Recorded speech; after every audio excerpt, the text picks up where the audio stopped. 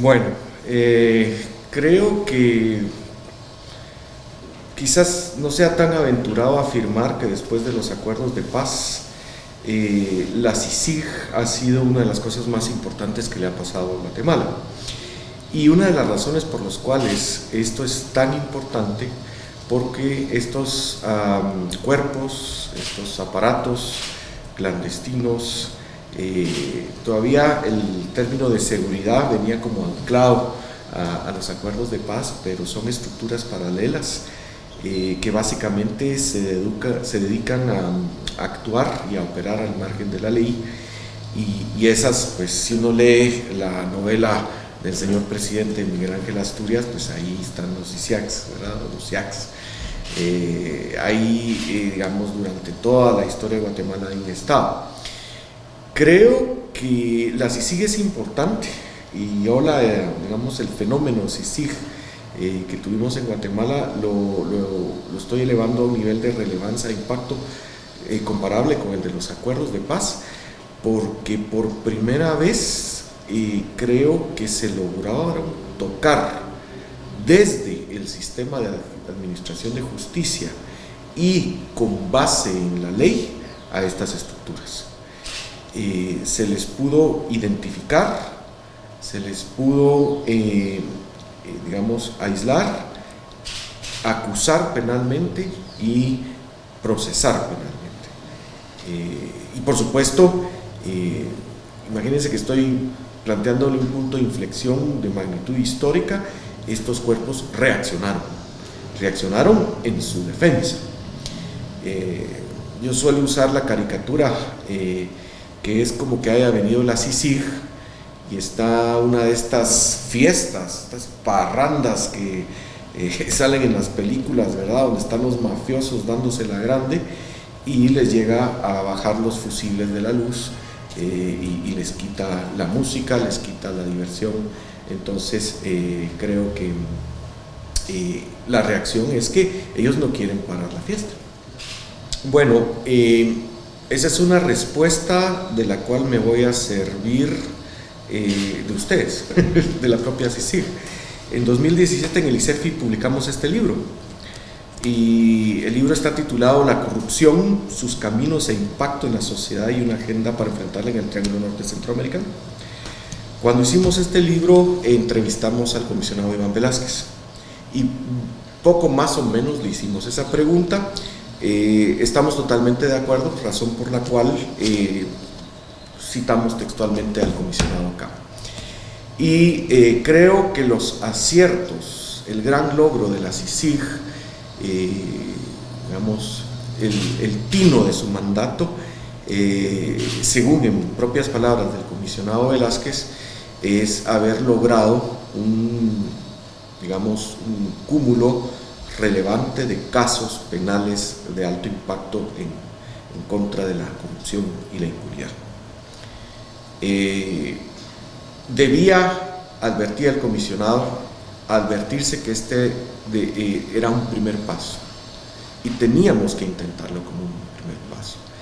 Para la sociedad guatemalteca esto fue una sacudida, fue algo que digamos, se constituyó como un punto de inflexión, por eso lo comparaba con los acuerdos de paz, porque el comisionado decía que en realidad, pese a esta acumulación de casos penales en contra de corruptos, contra la impunidad, los casos por sí solos no iban a asegurar los cambios estructurales.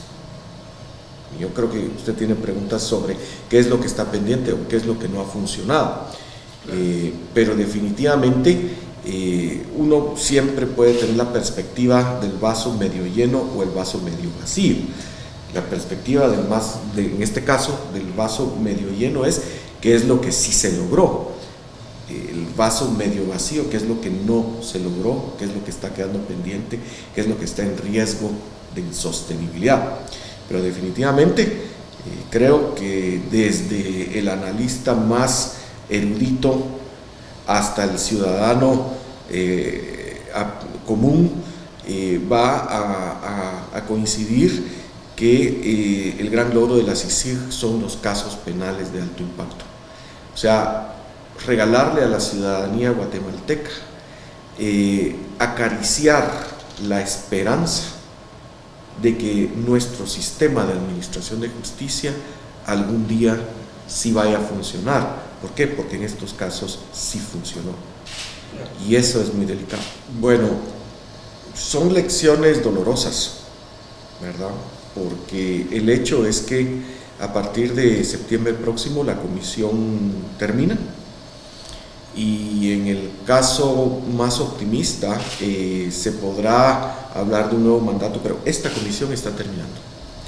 Y eso es malo para Guatemala, es bueno para los corruptos, es bueno para la impunidad. Entonces, la propia comisión está demostrando que es un esfuerzo insostenible, ¿verdad? Era cuestión de tiempo que un presidente o un poder formal o fáctico de Guatemala decidiese deshacerse de esta molestia para la fiesta, de esta cuestión, de este que siempre llega a aguar la fiesta, cortando la energía eléctrica, quitando la música y las luces, de la parranda que es vivir de la impunidad y de la corrupción. Creo que la primera luz roja que empezó a aparecer de que el esfuerzo estaba teniendo ya amenazas muy serias y graves a su sostenibilidad en el tiempo, a su continuidad, fue el tema de las reformas constitucionales. Porque, y vuelvo a la entrevista que nos concedió el comisionado Velázquez para este libro, él decía que los casos penales de alto impacto eran un primer paso, pero las reformas constitucionales tenían que ser el segundo paso, porque esa era, con base en su mandato, esa era el segundo paso para empezar a acariciar no solo la esperanza de que el sistema de administración de justicia funcionara, sino que empezar a acariciar ya una ambición, y esta ambición es la de corregir la estructura del sistema de administración de justicia, es decir, transitar de un régimen de impunidad a un régimen de legalidad, de cultura de legalidad, de Estado de Derecho. Ese tránsito no lo iban a asegurar los casos de alto impacto, lo iba a asegurar la reforma estructural. Y lo que se vio es, primero, que la comisión no era lo suficientemente poderosa, y no sé si debía serlo, digamos. Tenían que ser los órganos nacionales, en particular la Fiscalía, el Ministerio Público. Segundo, bueno, todos los órganos del sistema de administración de justicia, ¿verdad? El organismo judicial, la Corte Suprema de Justicia, el Instituto de la Defensa Pública Penal, y todas las, digamos, instituciones, ¿verdad? En este sentido, creo que ahí está ya la primera falencia, ¿verdad? La sociedad, el Estado, no solo el gobierno, el Estado guatemalteco no estaba preparado para dar el segundo paso. ¿Qué rol le toca a la sociedad civil ahora al Estado? ¿Cómo se va a apropiar de esto? ¿Qué le toca hacer? Hay dos escenarios. El escenario pesimista, y por desgracia hay quienes le ubican la mayor probabilidad, que es una posición de defensa. Existe temor que una vez se retire la CICIG haya intentos o incluso se llegue a concretar actos de venganza mediante represión a todas aquellas organizaciones y personas que libre e independientemente apoyaron explícitamente a la CICIG. Creo que existe el riesgo de estigmatización,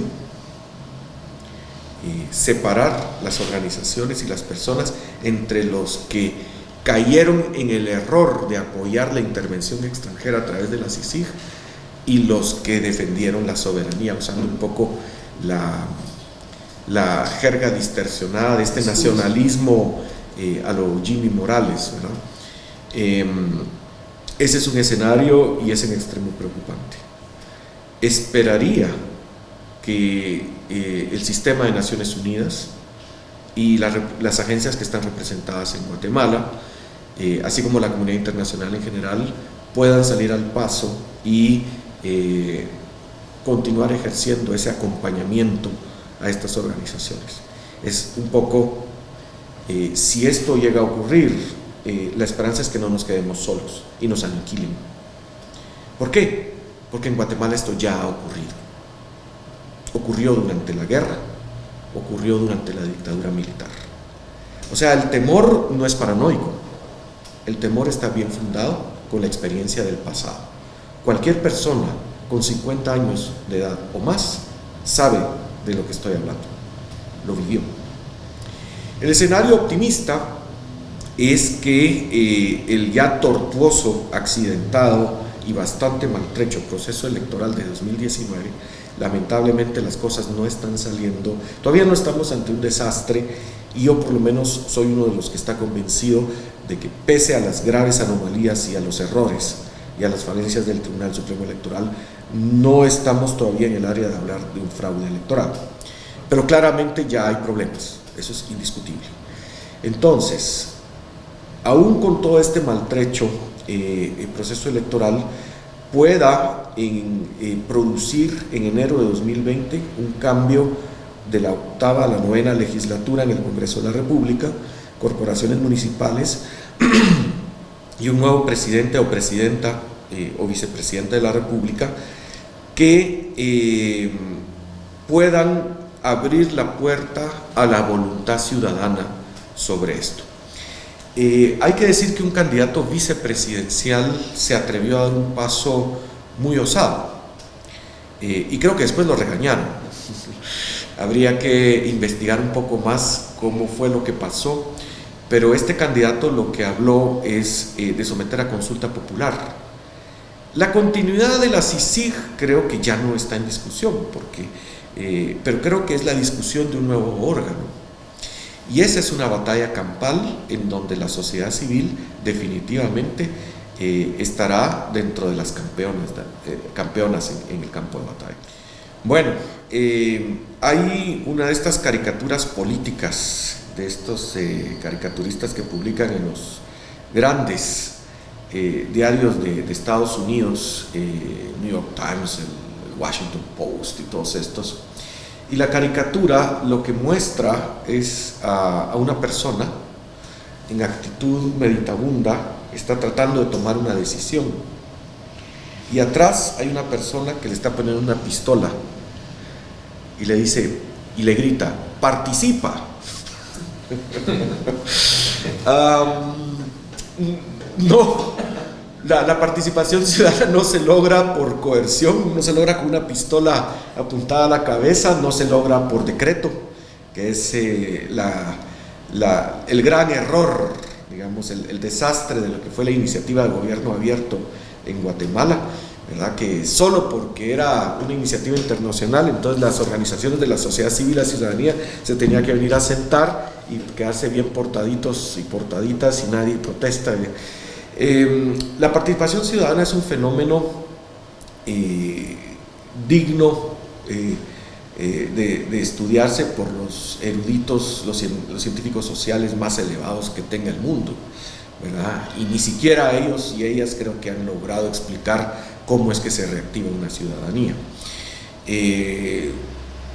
No es lo mismo reactivar una sociedad como la chilena a una como la vietnamita o la holandesa o la estadounidense, ¿verdad?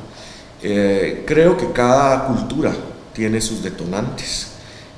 Uno puede ser la indignación y el enojo. Creo que eso es lo que vimos en Guatemala en 2015.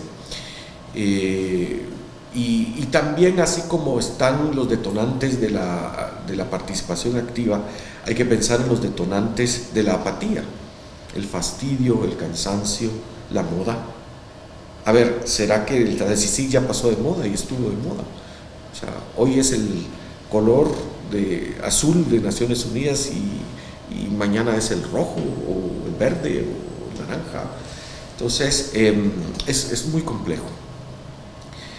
Creo que, habiendo dicho esto sobre la complejidad y que no hay una receta, ni una fórmula mágica que active o desactive los movimientos ciudadanos, creo que la ciudadanía responde a hechos muy simples, convencimientos muy lógicos. No se activa una ciudadanía con una tesis doctoral de 1200 páginas. Se activa con un eslogan o con una idea. Todo el mundo sabía acá que la aduana era una entidad corrupta. Pero no es lo mismo que presentar caso penal, capturar al superintendente de administración tributaria en su oficina y acusar al secretario privado de la vicepresidencia y decir que hay un acervo de pruebas que se va a presentar ante un órgano jurisdiccional. La diferencia es abismal, porque qué corrupción había en aduanas se sabe desde la época de Manuel Estrada Cabrera y el señor presidente Miguel Ángel Asturias. Pero la cuestión es haberlo hecho a través del sistema de administración de justicia, a través de las leyes y las pruebas. Eso hizo lo que hizo en 2015. Es decir, hay un montón de martillos pegando, pero solo hay un clavo. Y ese es el sentir, el pensar de la ciudadanía. Y yo creo que es más cuestión de políticos que de científicos. La reactivación de la ciudadanía es un fenómeno político que no hemos entendido bien.